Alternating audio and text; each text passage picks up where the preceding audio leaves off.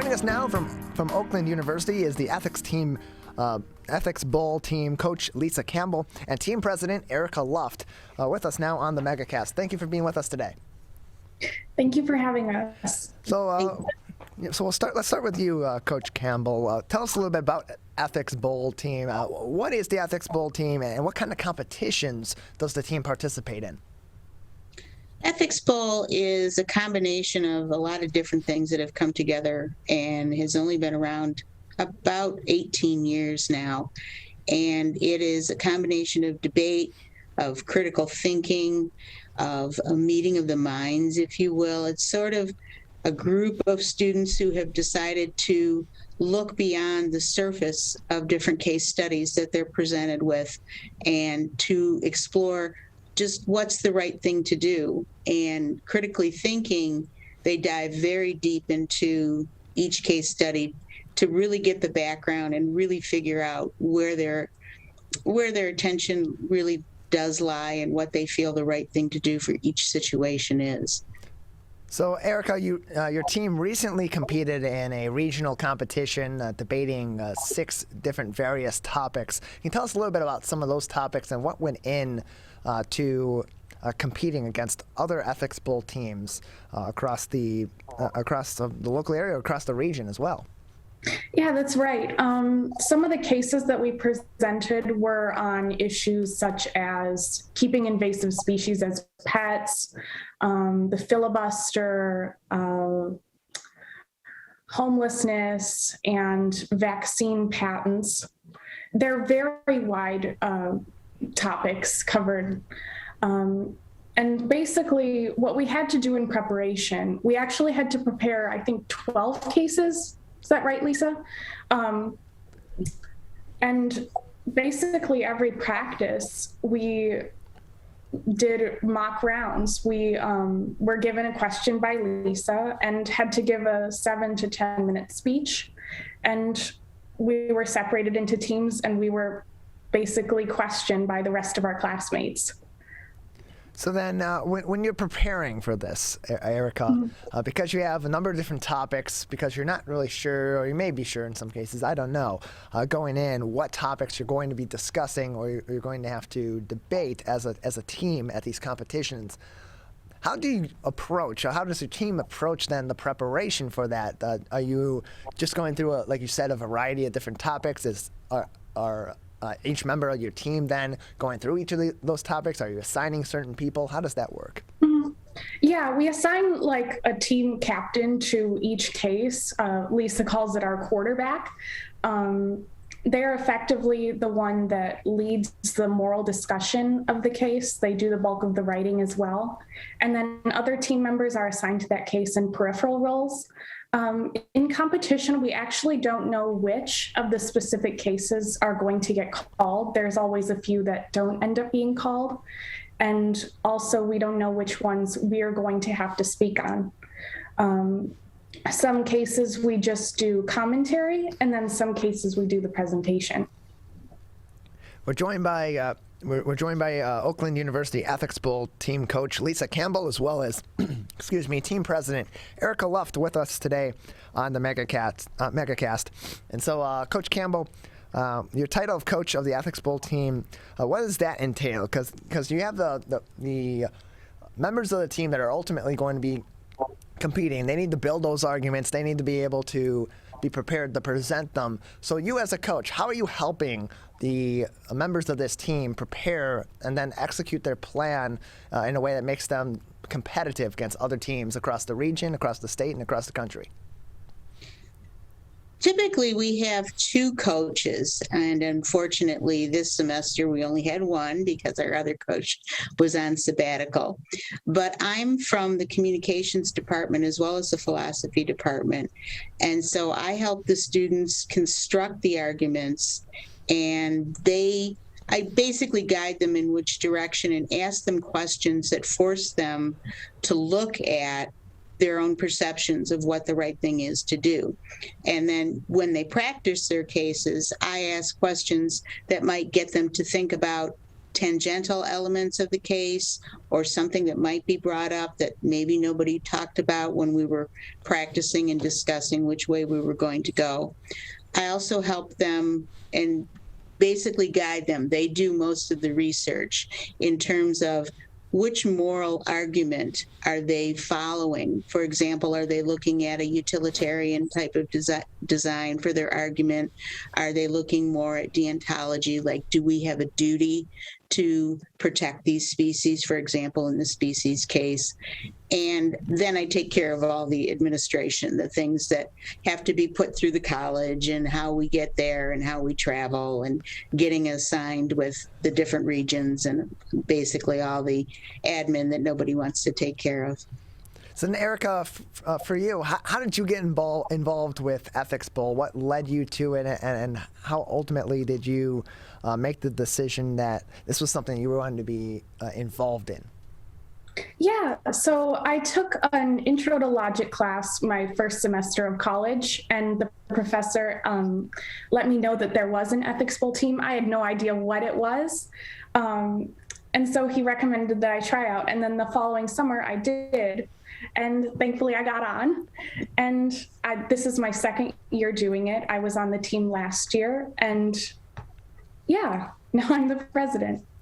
So we'll start with you, Erika, but this is a question for both you and for Lisa. Something important in debate, especially when you're on an Ethics Bowl team, you're debating topics that are related to policy, that are related to ethics, especially being that it's the Ethics Bowl that is the team you're on. How important is it to prepare for not just debate, but for civil debate, for educated debate, and for an open debate as well that isn't going to divulge into a shouting match or a he said, she said kind of a situation?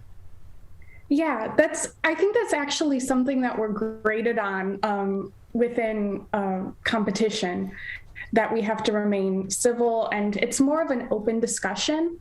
And we're definitely trained on how to speak that way in preparation. And Lisa, when you approach an issue from various educated sides, we spend months looking into the issue. It's really hard for debate to go awry. And so, Lisa, in terms of helping prepare them for it, because a lot of these issues can strike a nerve with people. They can be something that someone is very passionate about one way or another, from one perspective or another. You as a coach and your other fellow coaches as well, how do you approach coaching students that are on the Ethics Bowl team to engage in civil debates, no matter how strongly they feel one way or another about any given topic? It definitely can get some passions aroused, and we've had different cases throughout the years. For example, we had a case about a professor who was at a party in blackface, and you can imagine that generated a bit of discussion. And so part of the coaching involves how do you ask your opponents, if you will, or the other team that you're having a civil discussion with, how do you not sound accusatory, but how do you offer constructive criticism, such as, well, we agree with your answer, but we don't necessarily agree with how you got there. Have you considered? And part of that is using language that tones down not necessarily the passion, but the argumentativeness of it. It's supposed to be a discussion that unearths more commentary and unearths more opinions, not, as you say, devolves and de-evolves into a shouting match. So your team recently finished third in the regionals. You have, by then have qualified for the National Ethics Bowl tournament. Tell us about the scoring of that. Lisa, let's have you do this. Tell us about how those competitions are scored and what it takes for a team like the Oakland University Ethics Bowl team to qualify for the national tournament. There's a score sheet that the students are aware of, and so they know specifically what criteria the judges are looking for. They're looking for, first of all, how organized and systematic is your argument? Are you presenting things in a logical flow that people can follow and your ideas aren't all over the place and not able to be constructed logically. They're judged on the ability to present a central moral issue. For example, the cases might have quite a bit going on in the background, but what is the central moral issue of the case? They need to identify that. They also need to identify if there were other issues or other ways of looking at the case and why they chose not to take that train of thought, but why they chose the approach that they did. When they offer commentary to another team, which you present one in each round, you present once and you offer commentary once. So when they are graded on their commentary, they're graded not only upon their cordialness and how thorough they are, but did they explore the other team's approach in ways that perhaps the other team missed, and we found more depth or more breadth to the ideas that they were being conveyed at the time. We're joined by Coach Lisa Campbell and Team President Erika Luft from the Oakland University Ethics Bowl team joining us today on the MegaCast. And so, Erika, in other teams at Oakland University and at other universities and colleges and in sports and in clubs, there are rivalries between schools or between teams. Does that exist in Ethics Bowl as well? And if so, who are your rivals? I think it does a little bit if you've been on the team a little bit longer than I have. Lisa will often mention teams that have competed in competition and that we have a little bit of a rivalry with. I think U of D Mercy is one.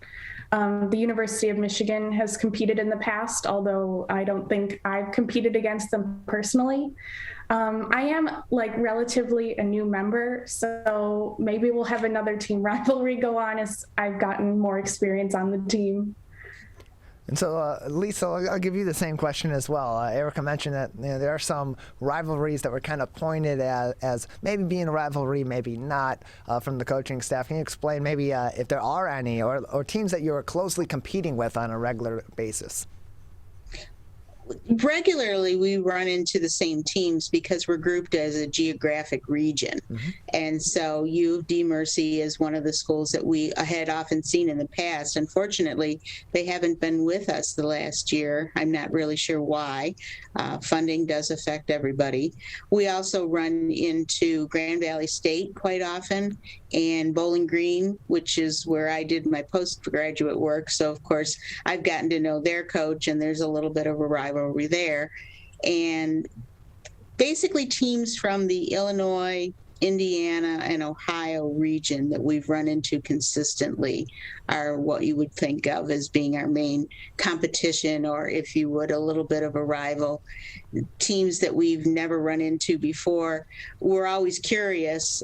For example, University of Cincinnati competed last year for the very first time and won the whole thing, the whole nationals. And everybody, of course, is really geared up to make sure that doesn't happen again on their second time around.